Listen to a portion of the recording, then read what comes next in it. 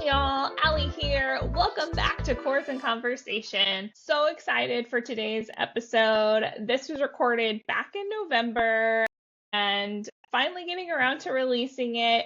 And it's a first for Chords and Conversation. We have our very first female musician joining us. Yes, girl power. Joining me today is Sudbury, Ontario's own Jessy Brunette. And everyone knows that I have a deep love and respect for Canada, and Canadian musicians will always have a place on this podcast. In this episode, we talk about Jessy's musical influences, the vulnerability behind her songwriting, her upcoming EP, The In Between, and how motherhood has shaped her artistry. It's an honest, heartfelt conversation about staying true to yourself and the power of community in music. Let's jump into it. Hi, Jessy. How are you doing today? Hey, I'm doing great up here in cold Sudbury. How are you doing? I'm doing awesome. Thank you so much for being on Chords and Conversation. Happy to have you here. I'm happy to be here. I love talking. Well, this is kind of a milestone. Actually, you're my first female guest. So yeah, we're going to have a girl power chat today. Well, let's dive in. For somebody who hasn't heard your music, you describe yourself as a blend of folk, country, and indie pop. How did you arrive at that mix? Were there specific artists or albums in your youth that guided you? See, that's the fun thing about being a musician and trying to figure out your genre. You can't put yourself into one box, so we just throw ourselves into a million boxes. So growing up, I listened honestly to everything. My mom was really into Simon and Garfunkel, Neil Diamond, but also Garth Brooks and John Prine, Van Morrison, all of that kind of stuff. And old country like Loretta Lynn, Patsy Cline, Kitty Wells, Merle Haggard. So I had a unique blend of music growing up that I kind of took from everywhere for my inspirations and blended it into one to this indie folk country pop girly who is sad. We're going to get to the sad songs because I definitely want to explore that a little bit more. Who would you say is your biggest influence now? Oh, that's a good question. Biggest influence right now would probably, I'm really digging Caitlin Butts right now. One, her name is amazing. Imagine your last name is Butts. I would never change it. And so she's you just have to have a lot of confidence to also pull that one off. She does. And I admire that so much. And she works so hard and she's funny. She's true to herself and just an amazing artist and role model for kids and myself and other musicians. And she's just on the rise right now. And I'm so stoked for her. Even though I don't even know her, I feel like we're best friends. I love that. That's great. Your songs are very autobiographical and emotionally raw. How do you decide which personal experiences become songs? And do you have a limit to how vulnerable you're willing to go? You know what? If anyone's ever been to one of my shows, there's no line. I just spill it all out to everybody. And I love it because it's just live and it's there. You have to be in the moment. And it's not out on the internet and where people can be like, oh, that girl is a little strange. It's all the people in the room who can just judge me there for being strange and open and weird. And it's no holds bars, I would say. And as for my songwriting, I would say there's really no limits to it. It's just maybe I keep some things a little private, a little bit of mystery just to get people guessing and talking and wondering. Very Taylor Swift of me, I would say, because, we're always trying to figure out who the heck she's writing about. Right. So I like to keep some of that mystery too, but I will talk about everything in my songs from, being dumped, getting cheated on, all of that kind of fun stuff, being left because his music career was more important than our relationship. I will write about that and talk about it. Will I say his name? No, but there'll be hints in the songs. Right. Yeah. Nothing more Taylor Swift than that.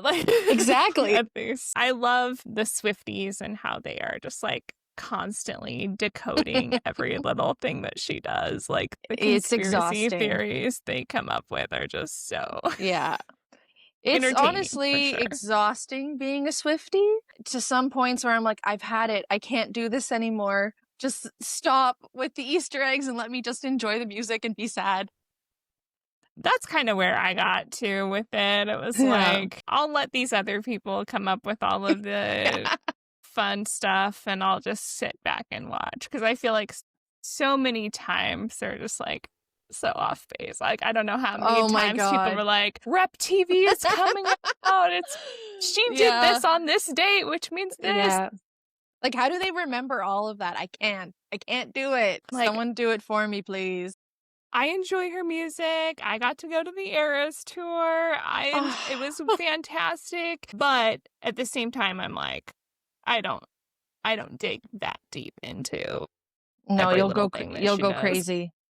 You'll go crazy. It's not worth it. Like, I love like her lyrics and her songwriting, and I think so relatable in a lot of ways. But yeah, that's about as far as I think I'm willing. Yeah.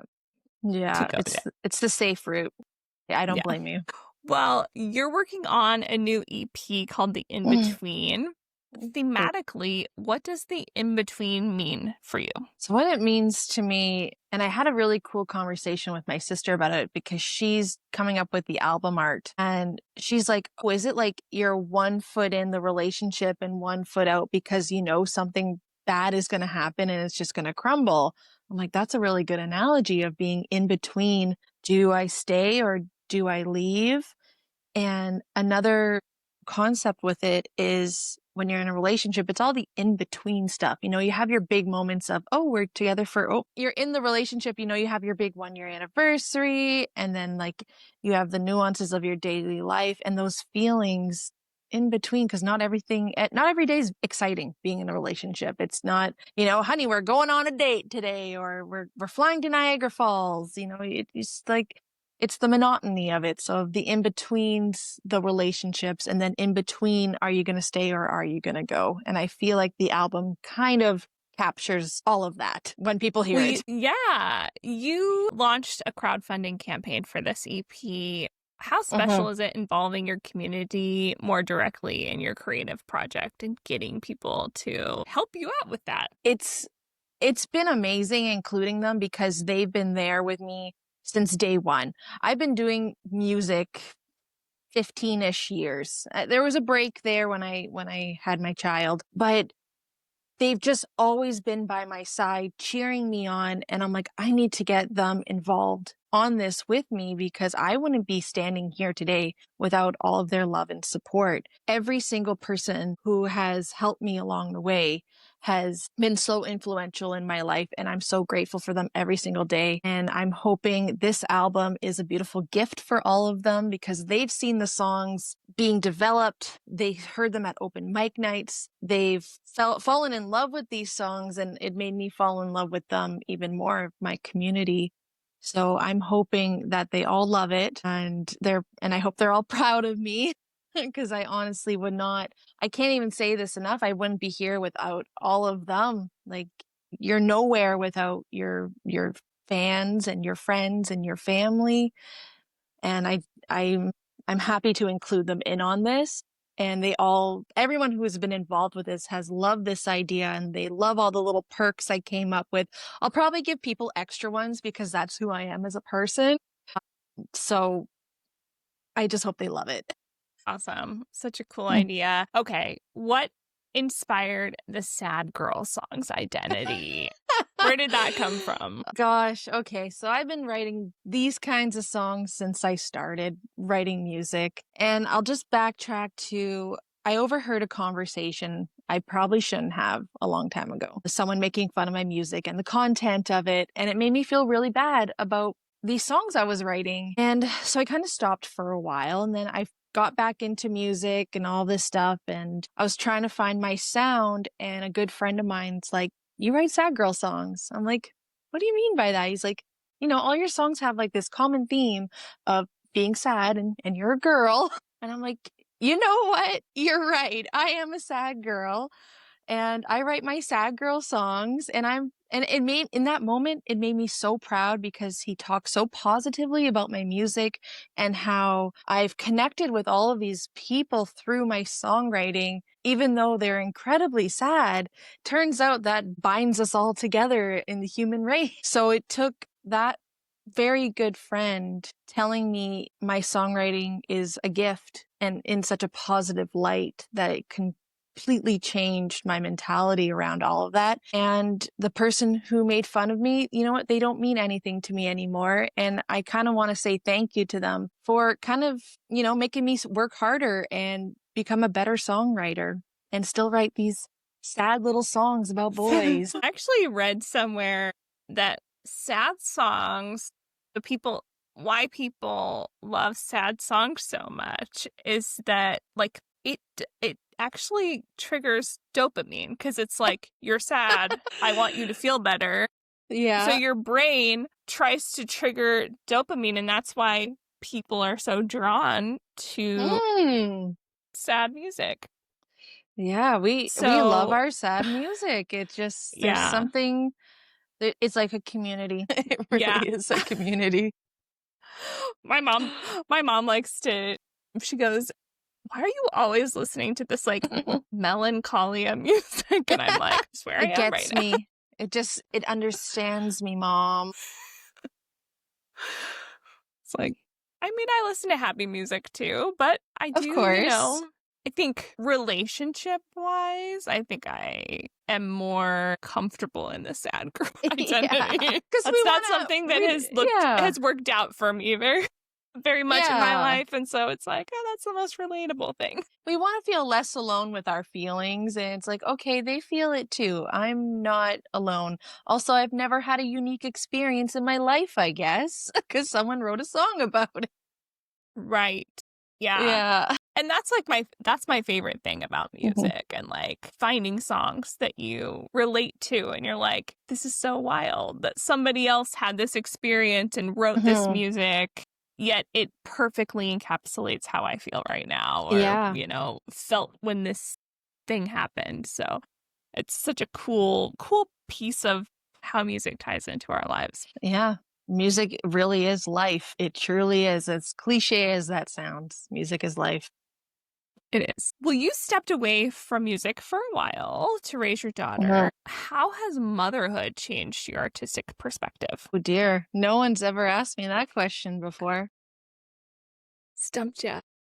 Yeah, you got me there. Wow, I am almost speechless. Motherhood has changed me in many different ways, as it does for anybody. But with music, I want to create music that my daughter is proud of. Maybe that could be it. I want her to be proud of mommy.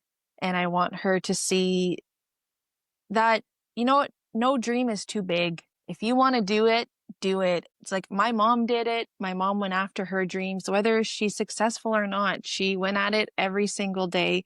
And I include her in on everything. I sing her all of my songs. Sometimes she'll stop me and say, Mommy, that's too sad. I don't want to listen. You're going to make me cry. She picks out a lot of my outfits. Yeah, because, one day I will be gone, like for the rest of the world. And she's going to be one of the lucky kids that's going to have so much recordings of her mother to hear my voice and when she misses me, videos, pictures. So it's almost like my legacy is just, it's going to carry on with her, and she'll be the one to, carry it into the next generation. And maybe if she has children, they'll carry it into their generation. Yeah. And and what a great role model, I think, too, like to show. I think it's so hard. I mean, we've come, made leaps and bounds, but it's still so hard to be a female out there trying to have a voice and be heard. And so it's so important that we give young girls something to look up to and let our voices be heard. Yeah, when I was, I did this makers market on the weekend, and another one of my girlfriends performed after me. And she came up to me and said, all those little girls in the crowd watching us, maybe one day when they grow up, they're going to remember seeing us and they're going to want to do this too. I'm like, you're so right. Like, we are inspiring the next generation, and we are showing these girls, if you want to do it and you want to go sing songs, you do it. This is not just for, the men. It's for everybody. It's for men, women, they, thems. Everybody can do music. And it just takes seeing someone do it for you to do it as well. Definitely. Are there any themes in your songwriting that came specifically from being a mother? I have One song from my album, the Cosmic Dave Studio Sessions, was about sharing my daughter with her dad, because we did break up, divorce and all that jazz, and now we co-parent together. And it's very difficult. I've never written a song from that perspective before. And I feel like it really helped my songwriting and growing. And I was extremely vulnerable in that song. It's a very short song, and I don't play it live ever because it's too hard. It's way too hard. So I'd say on that album, she was really in on that song. And right now I am working on another song kind of about her. And it's really helping me expand my songwriting. Because, I usually pick the sad girl theme or relationship theme. And it feels good that I can write from a different perspective now as a mom, because I'm so inspired by songs that are like about moms or their kids, like Brandi Carlisle's song, The Mother. I sing it all the time. And I'm like, I could write a song like that. I could do it. I'm a mom now. I can totally do that stuff now. So it's difficult because it's like cracking open your heart and for everyone to see it, especially when it comes to co-parenting, because, that's a whole beast of its own. And a lot of people don't talk about that kind of stuff, but with this day and age and Instagram, Facebook, all that jazz, it's starting to open up a little more. So Yeah. little by little, we're getting there. Yeah. And I think it's like one of those things that, should be talked about, because it's so hard to navigate and try and figure out, what the best route is. And especially every with the situation's intense, different. yeah. There's just so many intense feelings when it comes to it as well, because you want your kid all the time, but how do you handle putting the emotions aside and thinking what's best for your kid? They Right. have to see their dad, they have to see their mom. You have to foster those relationships regardless about how you feel about the other parent. Right. It's good for the child. So that's the main thing. And we all co-parents struggle with it, and we get better and better every day. And we need more resources. We need way more resources. I can imagine. Mm-hmm. Well, you're from Sudbury, which is in Northern Ontario. Yep.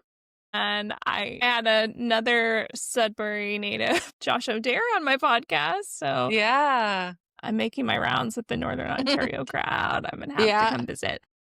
Yes. Check yes, you guys will. all out live. But what do you love most about performing in Sudbury specifically? Where you're from, how special is that? I love performing here. I have such a great fan base or support system, friends, family. My mamere, she's my grandmother. She comes and sees me every couple months at one place in town all the time. So it's really nice to have her there, and we can connect, and she could be silly and I get distracted, but it's such like all my shows are very community based and interactive and fun. So when I have my people, it makes me feel more comfortable on stage, where I can be a little bit more sillier than I normally would be in another town. So it's really important for me to keep playing here and keep, entertaining my community. I also not only do bar gigs and stuff like that, I also perform at nursing homes and retirement homes, and that is so special to me. So I try to do a lot of those in town, because they're our most vulnerable folks, and they don't get a lot of visitors. Yes. Yeah. And those mean the most to me in the whole world. They're just so special. So I hope I can continue doing that for many years to come. Yeah, I love that. Mm-hmm. Well, where else do you perform? Do you get out and do any like longer distance places, or are you just kind of stay pretty local to that area? I would say I'm pretty regional. I go a bit out of town. So there's other community, I want to say like 150 kilometers. I don't know what that is in miles, but there's like a town called North Bay I've been to, Levin, Berks Falls, Manitoulin Island. I like kind of being within my northern community because I'm a very northern girl. My songs have a lot of Northern Ontario imagery and connections with them, as not just being sad, but also creating the imagery of living in Northern Ontario. So I try to broaden it And I would eventually like to go a little bit more south, like Southern Ontario, like Toronto area. Yeah. Southern Lots Ontario of to me is places Toronto. to, right. Yeah. I mean, it's just Yeah. pretty close to us. Yeah. It's the biggest, like, I think, musically place you Mhm. could go to in Southern Yeah. Ontario. Yeah. You know, Yeah. I've been to Toronto a number of times and gone to big shows and small shows and seen musicians. So it's, yeah, I love Canada in general. Yeah. We're For pretty people, great. you are. Yeah. Definitely don't have a lot to brag about down here right now. For people who may not be familiar with Northern Ontario, can you kind of just like give them an idea of what kind of sets it apart from someplace like Toronto? Oh, it's like millions of light years away from Toronto. Right. Like Sudbury we're a city, we're quite a large city, but we are surrounded by trees of all kinds, evergreens and birch trees, cedar trees, and we have 330 lakes. We are very proud of this fact Ooh, of yes. having 330 lakes. I'm So known it's for knowing like random facts about Canada, and I'm like, Canada has like the most lakes of any country ever. we do. We're pretty great.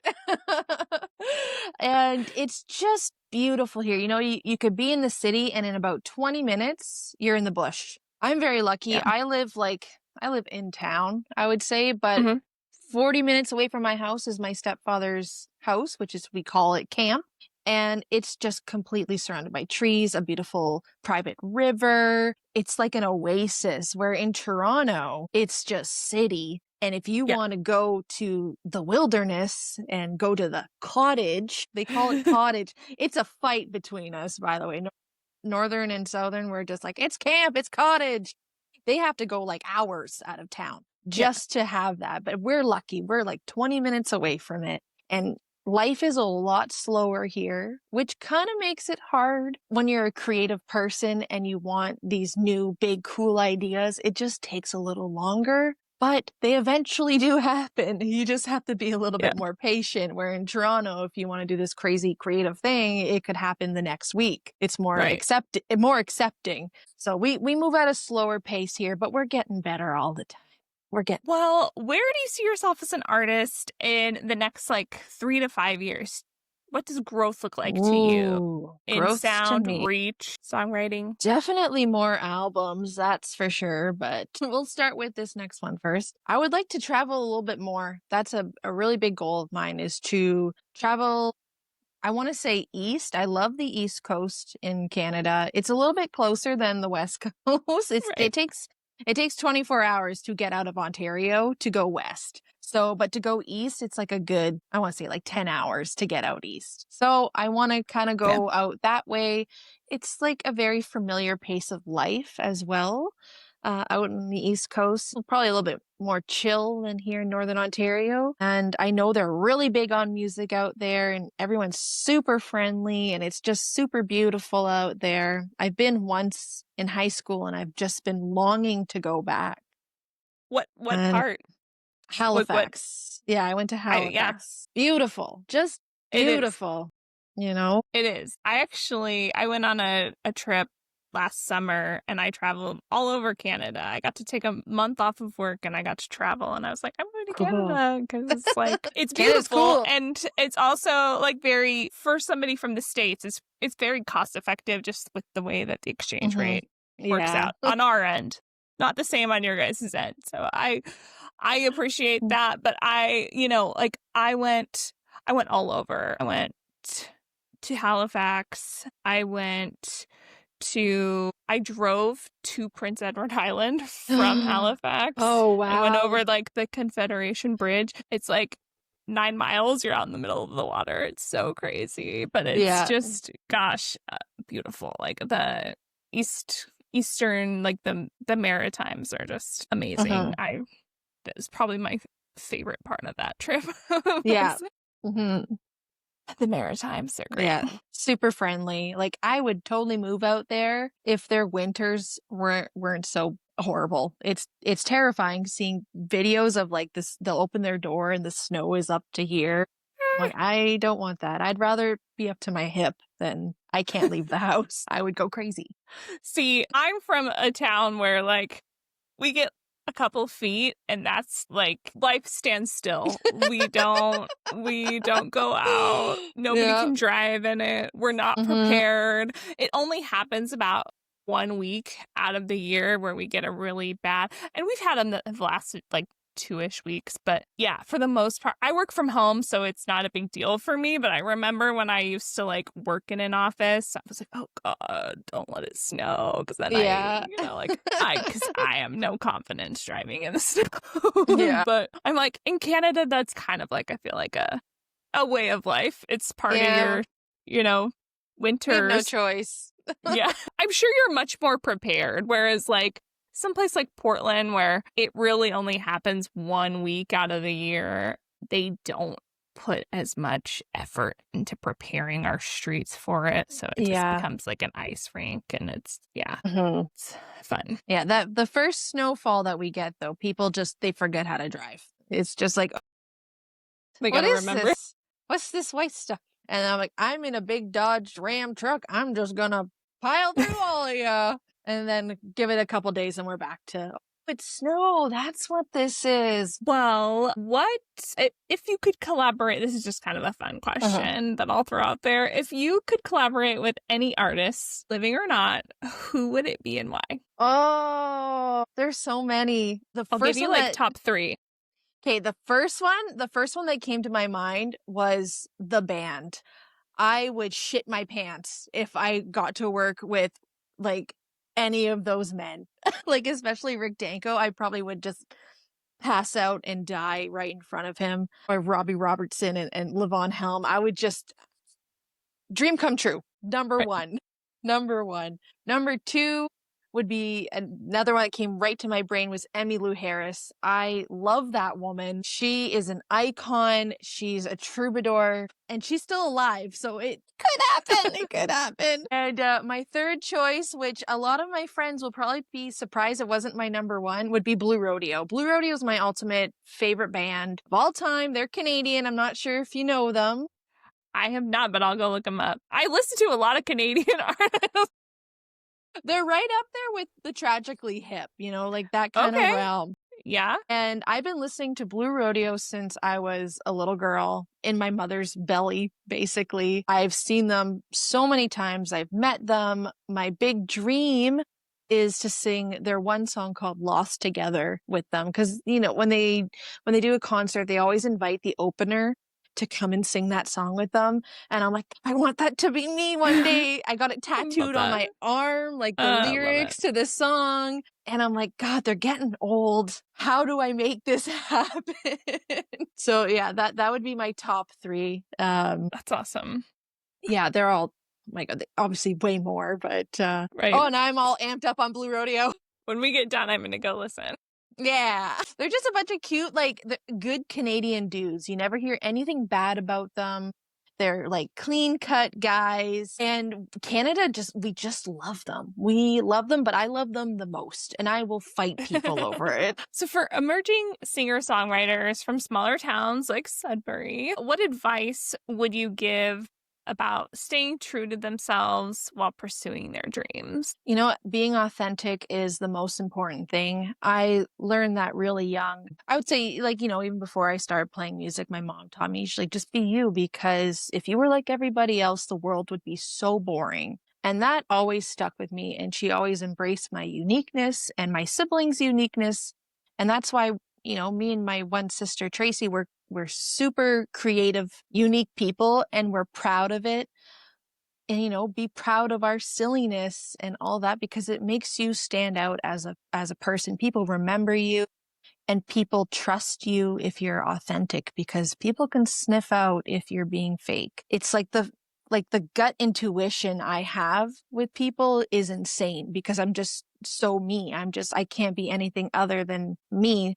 So when I meet people and I'm like, I can tell there's something up with you. There's something up. And I'm like 99% right most of the time. But yeah, that's my advice, is just be you. because people want to know you. They don't want to know a fake version of you. Definitely. Love that. And then looking back on your journey from your early days to now, what are you most proud of? And what would you tell your younger self starting out? Ooh, what am I most proud of? I'm just like thinking of my whole journey here, and like it's almost like I forgot everything that's ever happened to me. Like obviously the most thing I'm proud of is my daughter. She's the greatest thing in the world. But musically, I would say I'm really proud of myself this year because I took a stand and I said, I'm not doing what other people want me to do. I'm just going to do what I want, how I want to do it. And I'm going to take the reins on things. And if you don't like it, goodbye. I'm going to keep being me. So I'm really proud of my dedication to the craft and my journey and just staying true and doing what I want because it's going to get me to where I want to go. And if I could tell that to my younger self, I'd be screaming it in her face. It's like, don't do what other people want you to do. If you don't like that thing, say something because it's going to stay with you your whole career and it's going to gnaw at you and you're just going to be so upset. So just continue on your path and stop being a people pleaser for the love of God. Right. Stop being a people pleaser. Okay to make mistakes. It's okay to, if someone's upset. That's a hard habit to kick. Yes, it really is. All right. Well, Jessy, thank you so much for meeting with me and chatting today. Really enjoyed our time together. Any last thoughts before we end the session? I just want to say thank you. This is great. I love talking. So this has been perfect for me. And thanks for letting me just chat about, my music and my life and showcasing, some Northern Ontario talent. And if anyone out there is just writing songs at home in your bedroom, just get up on stage. Just do it. Go to open mic. They're going to love you and just do it because it starts with, that one step forward. And that's it. All right, everyone. That was the episode with Jessy Brunette. I'm so excited that I can continue to support Canadian musicians and have them on the podcast. And I hope that, Matt and Jessy and Josh are all the first of many artists from Canada to be featured on this podcast. Please share this episode with the music lover in your life. Like, subscribe, comment, rate, do all of the things. I appreciate you listening, and I'll see you next time for Chords and Conversation.